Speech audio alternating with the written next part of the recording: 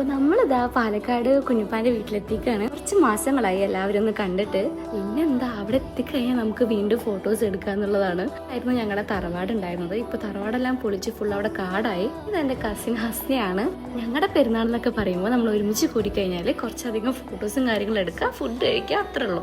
ഇതിൽ ഒരാളും കൂടെ ഉണ്ട്, പക്ഷെ ആൾക്ക് വരാനായിട്ട് പറ്റിയില്ല. ആൾ ഹസ്ബൻഡ് വീട്ടിലാണ്. തറവാടുള്ള ഭാഗം ഫുള്ള് കാട് പിടിച്ചു. ഇപ്പൊ അവിടെ ടോയ്ലറ്റ് മാത്രമേ ഉള്ളൂ. ഇതാണ് ഞാൻ പറഞ്ഞ ആള് വന്നിട്ടുണ്ടായിരുന്നില്ല.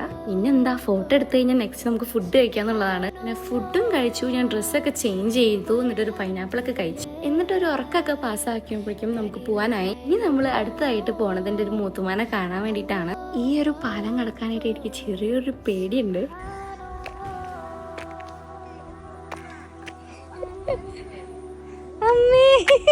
സക്സസ്ഫുള്ളി ഗൈസ് ഞാൻ പാലം കടന്നു. ചെറുപ്പത്തൊക്കെ നമ്മളിങ്ങോട്ട് വരുമ്പോൾ ഇവിടെ കനാലിലൊക്കെ നല്ല ക്ലിയർ ആയിട്ടുള്ള വെള്ളം ഉണ്ടായിരുന്നു. അതുകൊണ്ട് തന്നെ